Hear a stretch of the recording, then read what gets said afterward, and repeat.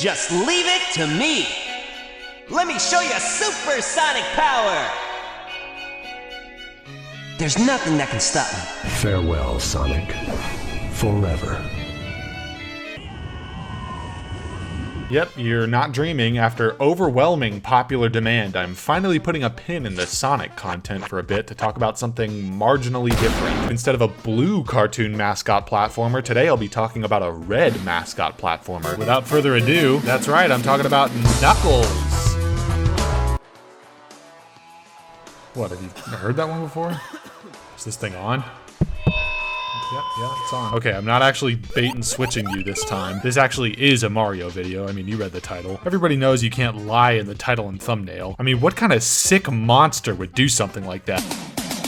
Nah, I'm just kidding. You gotta admit, I got you there for a second though. Okay, anyway, that's enough of that. We both know you're already familiar with this guy. Mario is the face of Nintendo and pretty much the video game industry as a whole, so it's no surprise that with every major Nintendo console comes a new Mario game. That is, except for the Game Boy Advance, which is the only Nintendo console not to have an original Mario game, unless you count the Virtual Boy, which I don't. There's also the Game Boy Color now that I think about it. But either way, I feel like the Game Boy Advance is the biggest missed opportunity of the three. But I don't think anybody was looking forward to a Virtual Boy Mario game, or pretty much a Virtual Boy anything. I mean, sure, it had its fair share of spin-offs. Who could forget the magic of the first time they booted up a fucking Mario pinball?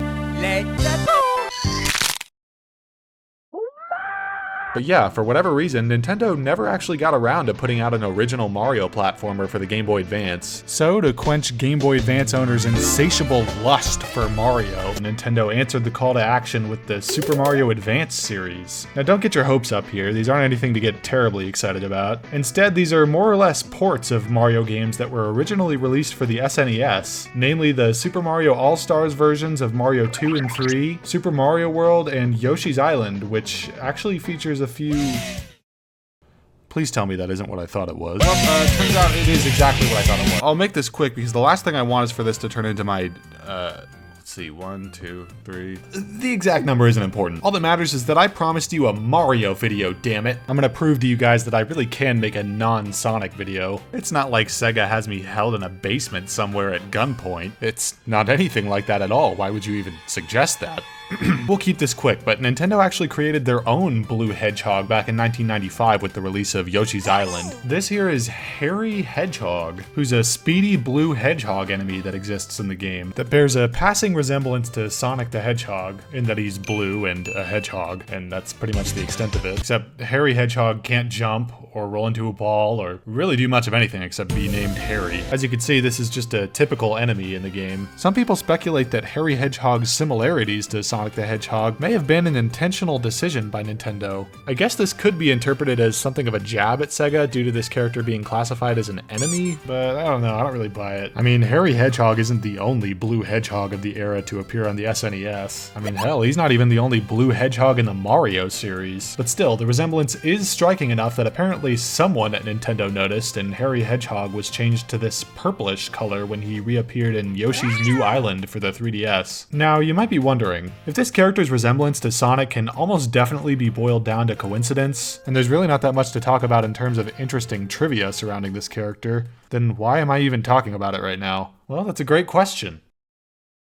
For context on this next one, Sega was pretty aggressive in their marketing back in the day, in that they would frequently make jabs at Nintendo in their marketing. For example, they famously coined the slogan, "Genesis does what Nintendo don't," which played a big part in their ability to compete with Nintendo during the era. But Nintendo didn't really fight back much, at least in the marketing department. That isn't to say that Nintendo never clapped back at Sega back in the day. You might have heard of this one, but let's take a look at Donkey Kong Country 2 for the SNES. Now keep in mind, this was before Sega and Nintendo were all buddy-buddy like they are today. Sega was still very much Nintendo's adversary when this game released in 1995, and they weren't afraid to wear that,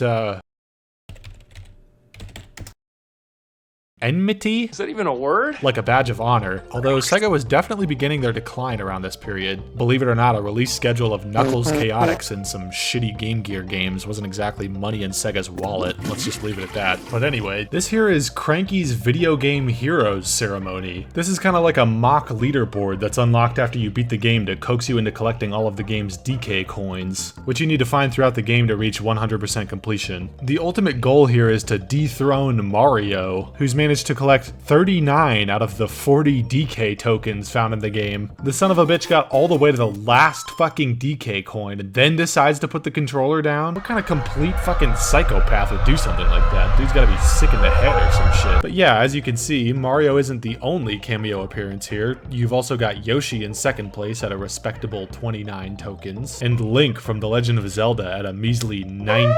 But down here in this inconspicuously blurred section, you've got two more cameos. Here you've got the blaster of Earthworm Jim, who evidently was quite a bit more relevant back then. And what's this? Well, those look kind of familiar. Sitting by a garbage can labeled No Hopers, no less. Absolutely fucking brutal. I kind of enjoy the implication that Sonic was actually here at one point, but he was so absolutely garbage at Donkey Kong Country 2 that he was essentially bullied out of his shoes and forced to walk home barefoot. Those Nintendo guys don't fuck around. You can trash talk their radical colors all you want, but if you can't even put 20 DK coins on the board to beat fake gamer Link, then you're just gonna get your ass kicked. That's the way Cranky Kong does it around here. Another time Sonic was directly called out in a Super Nintendo game was in DMA Design's Uniracers, which released in 1994. I'd say this game is pretty fun. Not exactly the Citizen Kane of video games, but you could do a lot worse. This game is also notable for causing its developers DMA Design to get sued by animation studio Pixar. I guess that Pixar thought the unicycles in this game were infringing on the copyright of the unicycle found in their animated short Red's Dream, which, I mean, yeah, I guess they're both animated unicycles, but that's pretty much it as far as the similarities go. Seems a little stupid to me, but Pixar won the lawsuit, so it goes to show you what I know. I'm not a fucking lawyer. Anyway, if you try to enter the name Sonic on the name selection screen, you'll be met with this message: not cool enough. I don't know what it is about this that makes me laugh. Shout out to all the kids out there named Sonic who got brutally insulted by this game. Let's point and laugh. If you're watching this, kid named Sonic, you are cool enough. Don't let these assholes at DMA Design tell you how cool you are. I mean, what the hell have they ever done? So they made a dumb unicycle game on the SNES in 1995. Big fucking whoop. Anyone could do that. Let's see what other shitty games these assholes have farted out over the years so I can bully and make fun of them.